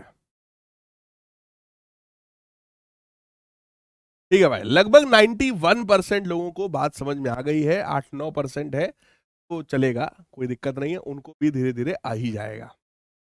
ठीक है, चलो अब बात करते हैं सर डिफ्रैक्शन ऑफ लाइट क्या होता है। बेटा डिफ्रैक्शन ऑफ लाइट का मतलब यह है जब भी लाइट किसी भी सॉलिड के कॉर्नर से पास होती है वो हमेशा बेंड होती है। अब आओ इसको पहले आपको मैं समझा देता हूं। मान लो, अरे यार ये क्या है, हाँ, मान लो एक सोर्स ऑफ लाइट है, ये सोर्स ऑफ लाइट है और इस सोर्स ऑफ लाइट के सामने हम लोगों ने एक स्लिट बनाया, ठीक है, और यहां पर एक स्क्रीन रखी, ये स्क्रीन है, ये जो है स्लिट है। लाइट स्ट्रेट लाइन में फ्लो करती है, सबको पता है। तो ये लाइट ऐसे जा रही, भाई स्लिट का मतलब छेद है, यहाँ पे जगह मिली उसको लाइट को जाने की, तो लाइट चली गई। इतने पूरे रीजन में बेटा लाइट जा रही है, तो ये जो रीजन है, ये रीजन आपका इल्यूमिनेटेड रीजन कहलाता है, क्योंकि इस रीजन में लाइट चली गई है ना, यहाँ पर लाइट है, इसलिए ये रीजन इल्यूमिनेटेड रीजन कहलाता है। जबकि ये वाला जो रीजन है भाई, इधर आने वाली लाइट को ये स्लिट क्या करेगा, एब्जॉर्ब, ये तो पर्दा है ना, ये एब्जॉर्ब कर लेगा, जाने ही नहीं देगा, क्योंकि छेद तो इतना ही बड़ा था, इतने से ही लाइट जा सकती थी। तो ये इल्यूमिनेटेड रीजन है, और ये वाला जो रीजन है बेटा, ये ज्योमेट्रिकल शैडो वाला रीजन कहलाता है। This region is known as geometrical shadow. तो यहां पर शैडो बनेगा, ऊपर इस वाले रीजन में भी बेटा ज्योमेट्रिकल शैडो बनेगा, यहां भी ज्योमेट्रिकल शैडो का फॉर्मेशन हो जाएगा, नीचे भी शैडो बनेगा, ऊपर भी शैडो बनेगा।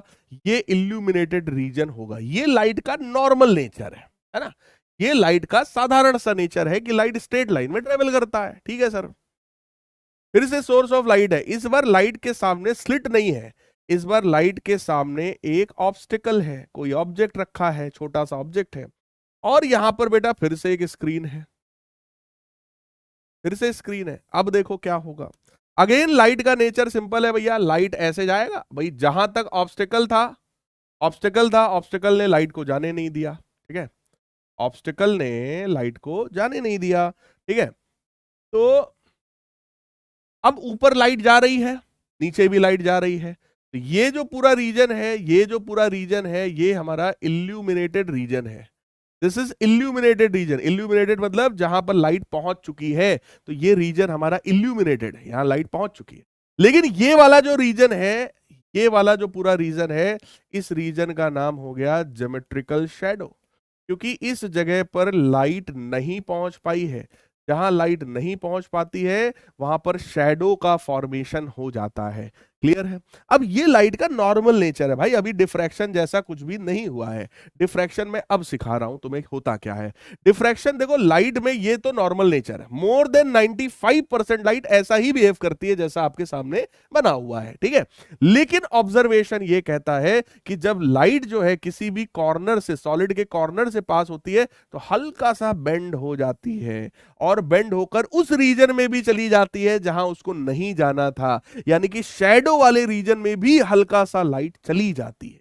बिल्कुल इसी तरीके से जब लाइट यहां से पास होगी तो हल्का सा बेंड होकर के वो फिर से शैडो वाले रीजन में लाइट चली जाएगी। मोर देन 95% लाइट तो वैसे ही जाती है जो मैंने पहले बताया था, लेकिन जो डिफ्रैक्शन है वो लेस देन 5% लाइट का खेल है। 5% से भी कम जो लाइट होती है वो इस तरीके से बेंड हो जाएगी ऊपर और नीचे की तरफ। जैसे इमेजिन करो, आप अपने स्कूल की एक क्लास में बैठ करके पढ़ते हो, तो आपके मास्टर साहब जो चिल्ला चिल्ला के पढ़ा रहे हैं, तो उनकी सारी आवाज सिर्फ आपके लिए है ना, बगल वाली क्लास के बच्चे के लिए थोड़ी ना है। लेकिन फिर भी आपके मास्टर साहब की आवाज बगल वाली क्लास में जाती है, बगल वाली क्लास में जो मास्टर साहब पढ़ा रहे हैं उनकी आवाज इधर वाली क्लास में आती है। तो ये क्या है, this is diffraction of sound. Sound का डिफ्रैक्शन आप लोग डेली लाइफ में रोज फील करते हो, लेकिन लाइट का डिफ्रैक्शन, लाइट का डिफ्रैक्शन तभी पॉसिबल है जब इस स्लिट या ऑब्स्टिकल का जो साइज है वो लाइट के वेवलेंथ के कंपैरेबल हो। यानी कि size of slit and obstacle, size of slit and obstacle should be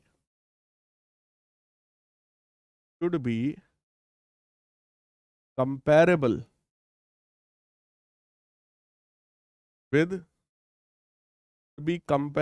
with wavelength of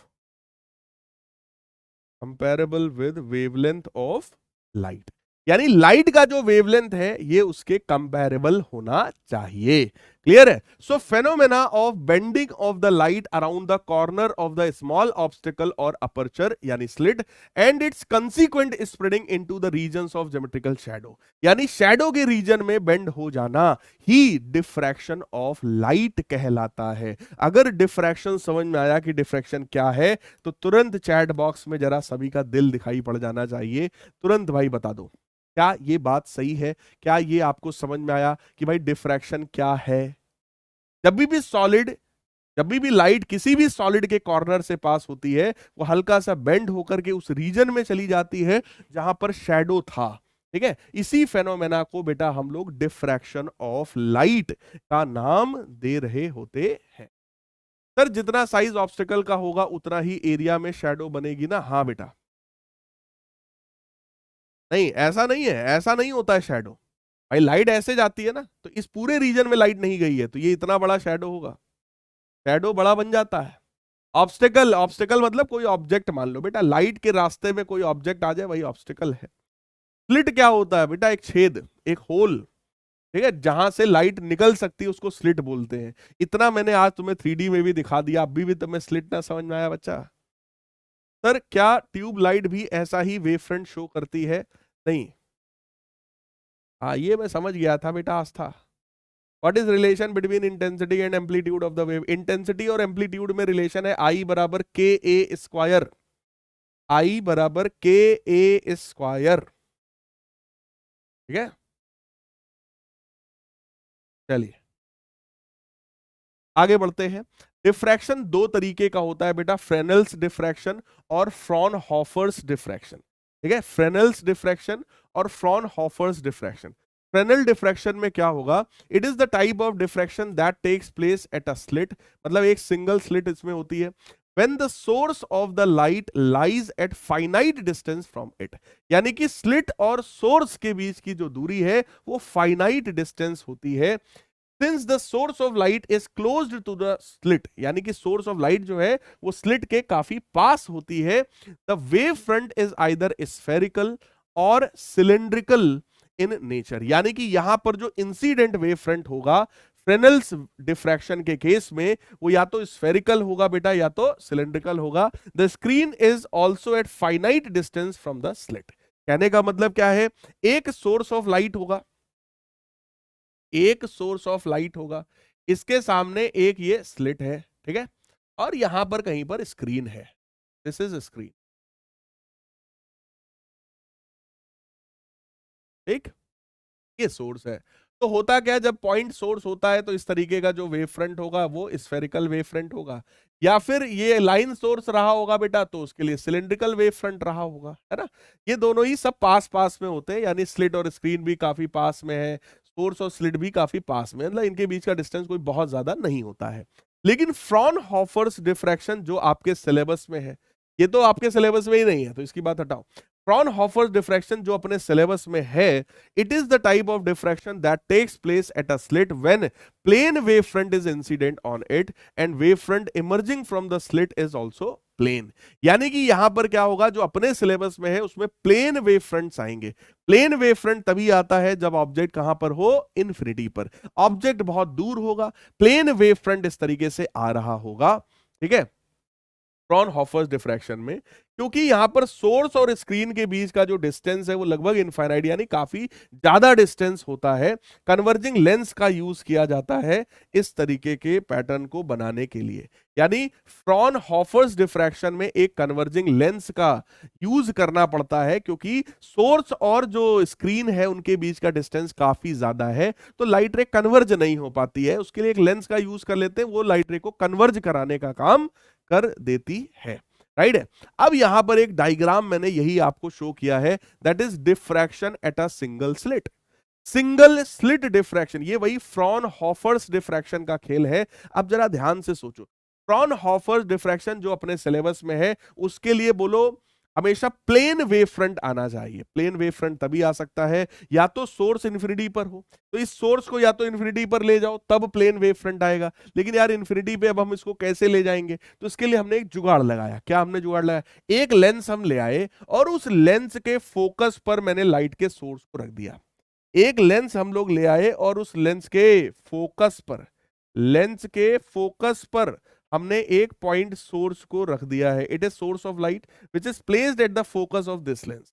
focus से लाइट रे निकलेगी बेटा, पैरेलल टू प्रिंसिपल एक्सिस हो जाएगी। तो ये वेव फ्रंट हमारा जो है वो चेक कर लो, वेव फ्रंट हमारा जो है वो इस तरीके से प्लेन वेव फ्रंट हो जाएगा।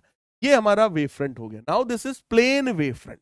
ये स्लिट है बेटा, देखो ये इतना स्पेस है, ये स्पेस जो है वो स्लिट कहलाएगा।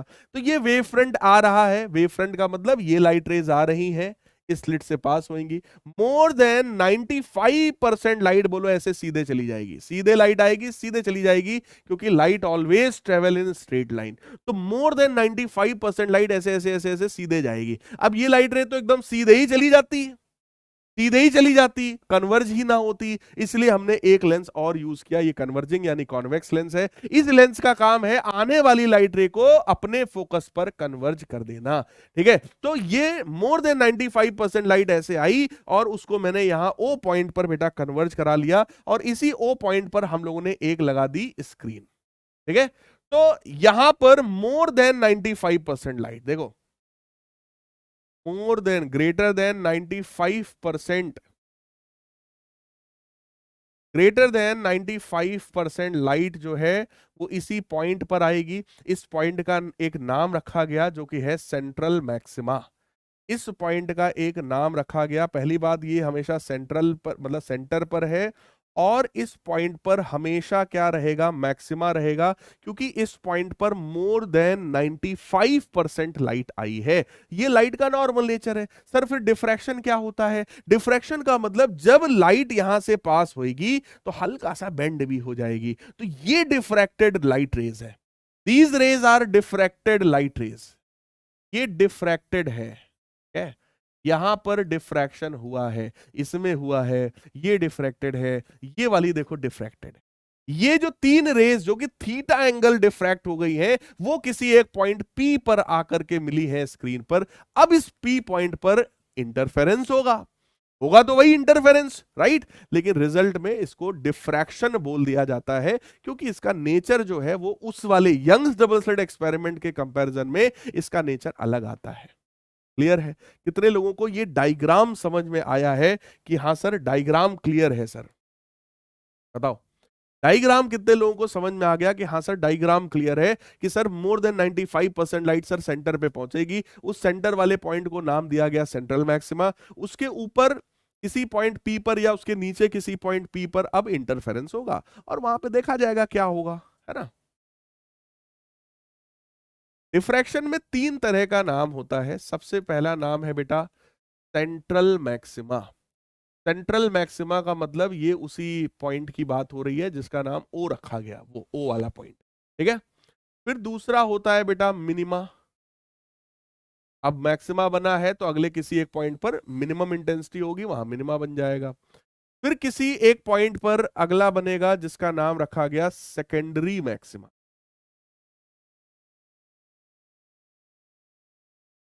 सेकेंडरी मैक्सिमा फॉर्म होगा। अब वो सेकेंडरी मैक्सिमा P पॉइंट पर बन सकता है या मिनिमा भी P पॉइंट पर फॉर्म हो सकता है, राइट है। ठीक है, 82% लोगों को डायग्राम समझ में आया। बाकी लोगों से यही कहूंगा भाई एक बार रिपीट करके देखो, डायग्राम बहुत अच्छे से समझाया, इसमें कुछ है नहीं है। ये एक लेंस है, उसके फोकस पर एक सोर्स रखा है, यहां से लाइट रे निकलेगी, पैरेलल हो जाएगी। पैरेलल लाइट रेज का मतलब प्लेन वेव फ्रंट बेटा, प्लेन वेव फ्रंट स्लिट से पास होगा, सीधे सीधे आएगा। ये लेंस के फोकस पर जाकर के यहां पर कन्वर्ज हो जाएंगी लाइट रेज, यानी यहां पर सेंट्रल मैक्सिमा बनेगा। हमेशा यहां ब्राइट होगा, हमेशा सबसे ज्यादा लाइट होगी, सबसे ज्यादा चमकदार पॉइंट यही है, क्योंकि 95% लाइट यहीं पर है। अब रिमेनिंग जो 5% लाइट बची उसको देखो, वो डिफ्रैक्ट हुई है, किसी एक पॉइंट पर मिली है। अब वहां पर या तो मिनिमा होएगा या तो सेकेंडरी मैक्सिमा होगा। तो यहां पर बेटा मैक्सिमा देखो दो तरह का हो गया, एक सेंट्रल मैक्सिमा जहां पर मोर देन 95% लाइट आई है, एक सेकेंडरी मैक्सिमा जहां लेस देन 5% लाइट का खेल होगा। ठीक है। तो प्राइमरी तो यही है ना जहां पे मोर देन 95% लाइट है। सेकेंडरी का नाम आउट दे दिया गया कि भाई ये भी एक मैक्सिमा है, यहाँ थोड़ा मोड़ा मतलब मिनिमा के कंपैरिजन में थोड़ी ज्यादा लाइट होगी, लेकिन इसके कंपैरिजन में बहुत ही कम लाइट यहां भी होगी। क्लियर है? कुछ इस तरीके का पैटर्न जो है वो देखने को मिल जाता है। ठीक है, अब आपको मैं यहां पे दिखाऊं, देखो आपको मैं यहां पर दिखाऊं, क्या दिखाऊं, देखो देखो किस तरीके का यहाँ डायग्राम बन रहा है। ऑब्जर्व करो, ऑब्जर्व करो। जैसे मैंने ये लाइट मैंने बंद किया, लाइट मैंने बंद किया, क्लियर, लाइट मैंने बंद किया, अब लाइट ऑन किया। जैसे ही लाइट ऑन किया, जरा देखो सेंटर पे बेटा ब्राइट दिख रहा है। सेंटर पर हमेशा कैसा फॉर्म होएगा? ब्राइट फॉर्म होएगा। सेंटर पर हमेशा ये पहला ब्राइट फॉर्म हो जाएगा, है ना। इसको नाम दिया जाता है central maxima. More than 95% light बेटा यहीं पे दिखाई पड़ रही होगी। अब इसके चारों तरफ बाकी जो आगे के पैटर्न्स फॉर्म हुए हैं, ये उनकी बात किया जा रहा है। और चेक करो, सबसे ज्यादा इंटेंसिटी मोर देन 95% यहाँ है। उसके बाद इंटेंसिटी घटती जा रही, घटती जा रही, घटती जा रही, घटती जा रही। उसके बाद डिफ्रैक्शन का ये जो पैटर्न है वो गायब हो जाए। चेक करो, डिफ्रैक्शन का पैटर्न आगे गायब ही हो जा रहा है। किसी भी कलर का आप चेक कर लो, ब्लू में भी देखो वही हो रहा है, किसी भी कलर में आप देख लो, रेड में देखो वही हो रहा है।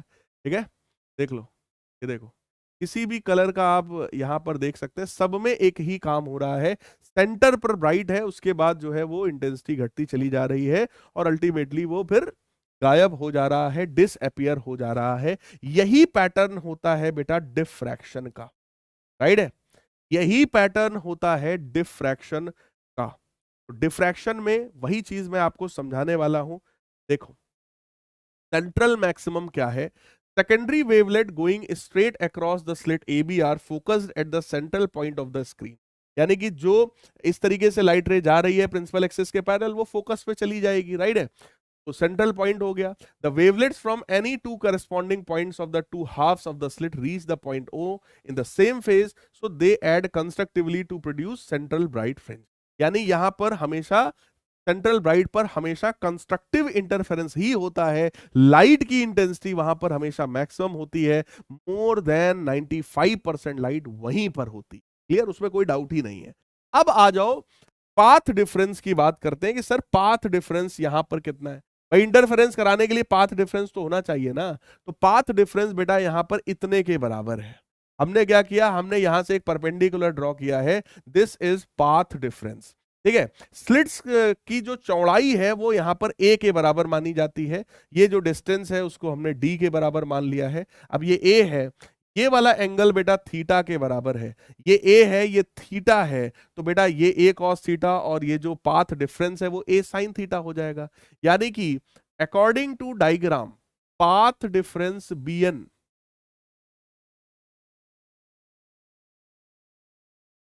पाथ डिफरेंस जो bn है वो पाथ डिफरेंस bn हमारा कितने के बराबर हो जाएगा? That will be equal to a sin theta. सिंपल, देखो ये है सामने, अगर कहो तो मैं डायग्राम बना दूं ऐसे। ये देखो, ये b था, ये a था, यहां से परपेंडिकुलर अपने ड्रॉ किया n है, ये थीटा है, ये a है। बेटा ये a cos थीटा होगा, ये an a cos थीटा, और जो bn है वही a sin थीटा होगा। वही हमारा पाथ डिफरेंस है। भाई नीचे वाली रे ने ज्यादा डिस्टेंस ट्रेवल किया है, राइट। कितना ज्यादा किया? यहां से एक परपेंडिकुलर ड्रॉ डाल दो, यही bn जो है वो पाथ डिफरेंस हो गया है, राइट। तो पाथ डिफरेंस जो bn था हमारा, अगर ये पाथ डिफरेंस, अब मैं आपको मिनिमा की पोजीशन बता रहा हूं। देखो इंटरफेरेंस का ना बेटा अपोजिट रिजल्ट यहां देखने को मिलता है। डिफ्रैक्शन में आपके सिलेबस में था, बहुत डेप्थ में डिफ्रैक्शन को नहीं पढ़ना है, भी नहीं जाएगा, ठीक है। आपको बेसिक आइडिया डिफ्रैक्शन का लेना है, तो मैं आपको मोटा मोटा बता रहा हूं। डिफ्रैक्शन में जो रिजल्ट आता है वो इंटरफेरेंस का उल्टा आता है, ऐसा दिमाग में रख सकते हो, ठीक है। बाकी प्रोसेस इंटरफेरेंस वाला पूरा फॉलो हो रहा है ना, उसमें कहीं कोई डाउट नहीं है। तो मिनिमा की कंडीशन यहां पर आ जाती है कि ये जो a sin थीटा है ये हमारा n लैम्डा के बराबर हो जाता है। इंटरफेरेंस में बोलो क्या मैंने पढ़ाया कि अगर पाथ डिफरेंस n लैम्डा के बराबर है तो कंस्ट्रक्टिव इंटरफेरेंस होता है, बट यहां पर ये उल्टा रिजल्ट आता है, ठीक है। मिनिमा के लिए रिजल्ट क्या आएगा कि a sin थीटा जो है वो हमारा n लैम्डा के बराबर है। तो बेटा साइन थीटा की वैल्यू अगर यहां से निकाली जाएगी तो that will be n lambda upon a, क्योंकि ये डिफ्रैक्शन वाला ये जो एंगल थीटा है ये बहुत छोटा होता है, because theta angle is very very small, theta angle बहुत छोटा होता है, इसलिए मैं इसको केवल थीटा भी लिख सकता हूं। एंगल जब बहुत छोटा होता है तो साइन थीटा को केवल थीटा लिखा जा सकता है, तो थीटा की वैल्यू बेटा आ जाएगी एन लेमडा अपॉन ए, यानी एन लेमडा अपॉन ए इस जगह पर मिनिमा फॉर्म होएगा, और एन की जो वैल्यू शुरू होगी वो एन की वैल्यू 1 से शुरू, 1 2 3 एंड सो ऑन, राइट। तो सबसे पहला मिनिमा आपको कहां मिलेगा, सबसे पहला मिनिमा 1 रखो यहां पर, लेमडा बाई ए। अगला कहां मिलेगा 2 लेमडा बाई ए। अगला मिनिमा कहां मिलेगा 3 lambda by A and so on. These are the positions of minima. वो भी ये कैसी पोजीशन है बेटा, दीज आर एंगुलर पोजीशंस, क्योंकि ये एंगल है ना, एंगल है ना भाई, तो these are angular positions of minima, angular positions of minima, right. यानी यहां से एक सर्टेन थीटा एंगल पर आपको मिनिमा मिलेगा। तो पहला एंगुलर पोजीशन क्या है, लेमडा बाई ए के बराबर। दूसरा कहां बनेगा 2 lambda by A, 3 lambda by A and सो। तो मिनिमा का मैंने आपको कंडीशन बता दिया है, राइट। अब आ जाओ सेकेंडरी मैक्सिमा की बात करते हैं। वही पाथ डिफरेंस ए साइन थीटा अगर आपका 2n+1 लेमडा बाई 2 के बराबर हो जाए, 2n+1 लेमडा बाई 2 के बराबर अगर हो जाए, और यहां पर जो n है यहां पर भी n की शुरुआत 1 से होती है, 1 2 3 एंड सो ऑन, राइट। तो यहां पर भी बेटा थीटा की जो वैल्यू है वो 2n+1 लेमडा अपॉन 2a के बराबर हो जाती है, राइट। यानी these are the angular positions of secondary maxima, right. तो n की वैल्यूज अगर आप रखोगे तो थीटा की पहली वैल्यू देखो, रखो यहां पर n की वैल्यू 1 रखो, तो क्या बनेगा बेटा 3 लेमडा अपॉन 2a। तो पहला सेकेंडरी मैक्सिमा कहां बनेगा 3 लेमडा अपॉन 2a पर, फिर कहां बनेगा 5 लेमडा अपॉन 2a पर, फिर कहां बनेगा 7 लेमडा अपॉन 2a पर एंड। क्लियर है क्या, क्लियर है क्या, क्लियर है क्या, ध्यान से देखो। पहला मिनिमा कहां बना था बेटा लेमडा बाई ए पर, ओ पर क्या बना हमेशा सेंट्रल ब्राइट, सेंट्रल मैक्सिमा हमेशा ओ पर मोर देन 95% लाइट रहेगी। उसके बाद क्या बनेगा मिनिमा कहां बनेगा लेमडा बाई ए पर, ठीक है। फिर क्या बनेगा मैक्सिमा कहां बनेगा 3 लेमडा बाई 2a पर। तो इसी चीज को देखो यहां पर आपको बताया गया है, देखो सेंट्रल पर, सेंटर पर ओ पर बेटा सबसे ज्यादा लाइट की इंटेंसिटी रहेगी, उसको नाम दिया जाएगा सेंट्रल मैक्सिमा। क्या नाम दिया जाएगा सेंट्रल मैक्सिमा, सबसे ज्यादा इंटेंसिटी है। उसके बाद देखो मिनिमा कहां बना था लेमडा बाई ए पर, राइट। फिर मिनिमा कहां बना 2 लेमडा बाई ए पर, 3 lambda by a, 4 lambda by a पर, ठीक है। फिर पहला आपका सेकेंडरी मैक्सिमा कहां बना था 3 लेमडा अपॉन 2a पर, फिर कहां बना 5 लेमडा अपॉन 2a पर, फिर कहां बना 7 लेमडा अपॉन 2a पर। ऐसे ही बेटा नीचे बनेगा, ठीक। और यहां पर इंटेंसिटी की अगर मैं बात करूं तो सेंटर पर इंटेंसिटी सबसे ज्यादा है, उसके बाद इंटेंसिटी लगातार घटती चली गई है, ठीक है। इसके बहुत ज्यादा आपको रीजंस पे नहीं जाना है, सीधे सीधे मैंने आपको एक रेशियो बताया। अगर सेंटर की इंटेंसिटी में 1 मानूं तो फर्स्ट मैक्सिमा जो है वो 21 गुना कम है, यानी कि 1/21। उसके अगला जो अगर सेकेंडरी मैक्सिमा की बात करें तो ये 61 गुना कम है, इससे 61 गुना कम है, यानी 1/61, ये 1/121। तो बस सीधे इतना आप जाने रहो, बाकी बहुत ज्यादा इसके बारे में आपसे कभी पूछा नहीं जाएगा, कभी आपको ये डिराइव करने को नहीं दिया जाएगा। इंटरफेरेंस के केस में तो डिटेल पूछा जाता है, डिफ्रैक्शन के केस में डिटेल आपसे कभी भी नहीं पूछते हैं। छोटे मोटे इस पर क्वेश्चन आपसे हल्के फुल्के जो है बनाए जा सकते हैं। क्लियर। तो अब यहां पर देखो angular width of central maxima बता रहे हैं, सेंट्रल मैक्सिमा का विथ कितना होगा भाई साहब। तो सोचो जरा, ये हमारी सेंटर लाइन है, यहां पर बेटा सेंट्रल मैक्सिमा फॉर्म होएगा। पहला मिनिमा कहां फॉर्म हुआ था, पहला मिनिमा कहां फॉर्म हुआ था लेमडा बाई डी पर, पहला मिनिमा कहां फॉर्म हुआ था लेमडा बाई डी पर। ऐसे ही नीचे भी पहला मिनिमा कहां बनेगा लेमडा बाई डी पर, राइट है। तो उन दोनों के बीच का ये वाला जो पहला था पोजीशन मिनिमा का लेमडा बाई ए था ना, इसके लिए भी कितना था लेमडा बाई ए था। क्लियर? तो आपसे अगर कोई पूछे कि ये जो सेंट्रल मैक्सिमा है इसका बेटा एंगुलर विथ कितना है, ये वाला एंगुलर विथ कितना है, तो एंगुलर विथ इसका हो जाएगा 2 लैम्डा बाई ए के बराबर। भाई यहां पर फर्स्ट मिनिमा है, यहां पर क्या है, पहला मिनिमा है, फर्स्ट मिनिमा। यहां पर मैक्सिमा है, secondary max sorry central maxima, यहां पहला मिनिमा, यहां भी फर्स्ट मिनिमा है भाई, नीचे का मिनिमा है ये, यहां भी फर्स्ट मिनिमा हो गया। क्लियर?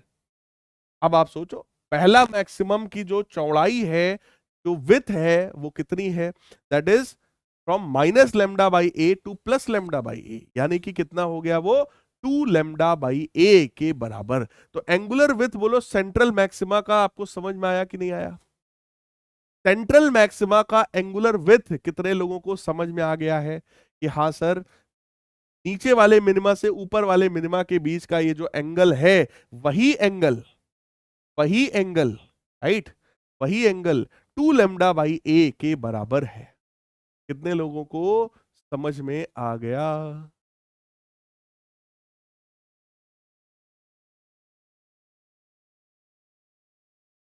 ठीक है। अब आ गया सर सेकेंडरी जो मिनिमा मैक्सिमास बने हैं सर, उनका क्या होगा सर? पहला सेकेंडरी जो मैक्सिमा तुम्हारा बना था, पहला सेकेंडरी मैक्सिमा बेटा कहां बना था? 3 लेमडा अपॉन 2a पर। दूसरा मैक्सिमा कहां बना था? 5 लेमडा अपॉन 2a पर। इनके बीच का आप विथ देखो कितना है, इनके बीच का विथ निकालोगे तो 2 लेमडा अपॉन 2a आएगा बेटा। तो इनके बीच का जो विथ है that is lambda by a, यानी सेकेंडरी मैक्सिमा का जो विथ होता है that is equal to lambda by a. तो सेकेंडरी मैक्सिमा का विथ आप देखो मैंने निकाला है। यहां पे हमने बताया कि भाई nth सेकेंडरी मैक्सिमा कहां बनेगा आपका, राइट?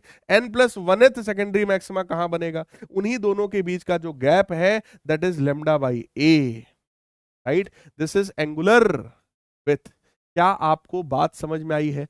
फॉर्मूला ही पता होना चाहिए, डेरिवेशन नहीं पूछेंगे, फॉर्मूला ओनली। लेकिन फिर भी आसान है यार, फिजिक्स में ऐसी चीज हटाई गई है ना जिसमें वैसे भी कोई कोई दम नहीं है, बस वही चीज फिजिक्स में हटाया गया है सिलेबस से। तो आप समझ लो फिजिक्स में कोई भी चीज हटाने का कोई खास फायदा बेटा नहीं है। ये स्लाइड आपका होमवर्क है, इसमें इंटरफेरेंस और डिफ्रैक्शन में डिफरेंस गिवन है, ये आप लोगों को आना चाहिए। ये भी मैं आपको अभी होमवर्क में दे रहा हूं, अगली क्लास में आपसे और डिस्कस करेंगे क्वेश्चंस, ठीक है? तो ये होमवर्क है और ये था हमारा आज का क्लास, राइट है? तो आज की क्लास में आपको इंटरफेरेंस पूरी तरीके से पढ़ा दिया है। डिफ्रैक्शन भी बेटा लगभग खत्म ही है, डिफ्रैक्शन में कुछ खास बचा नहीं है, ठीक है? बस ये इंटरफेरेंस डिफ्रैक्शन का डिफरेंस आप पढ़ो, थोड़ा सा डिफ्रैक्शन का और फील आपको आ जाए। अगली क्लास में आप लोगों को इस चैप्टर के देखो 2 ऑप्शन है अपने पास। अब क्योंकि माइंड मैप सीरीज में मैंने आपको वेव ऑप्टिक्स का रिवीजन करवा ही दिया है, आज भी मैंने आपको इंटरफेरेंस का खूब रिवीजन करवा ही दिया है, तो आई होप ये रिवीजन का इस चैप्टर में मुझे लगता है रिक्वायरमेंट नहीं है। जिसको भी रिवीजन करना है वो एक बार माइंड मैप सीरीज के थ्रू अपने लेक्चर को यानी वेव ऑप्टिक्स को बहुत अच्छे से रिवाइज कर सकता है, ठीक है? तो नेक्स्ट यानी कल वाला जो लेक्चर है उसमें हम लोग करेंगे डिफ्रैक्शन के कुछ न्यूमेरिकल क्वेश्चंस, राइट? और फिर अगले वीक से हम लोग अपना नेक्स्ट चैप्टर स्टार्ट करेंगे। तो इसमें बोलो मैं रिवीजन नहीं करा रहा, है ना? क्विक रिवीजन जो मैं कराता था एक लेक्चर में वो मैं नहीं करवा रहा हूं, क्लियर है? क्योंकि वो रिवीजन माइंड मैप सीरीज में ऑलरेडी मैंने दे दिया है, वहां से आप सभी लोग जो है देख सकते हैं। तो मेरे प्यारे बच्चों चलते हैं भाई, मिलेंगे अगली क्लास में यानी कि कल डिफ्रैक्शन के न्यूमेरिकल क्वेश्चंस के साथ, ठीक है भाई? चलिए चलते हैं बेटा, गुड बाय, टेक।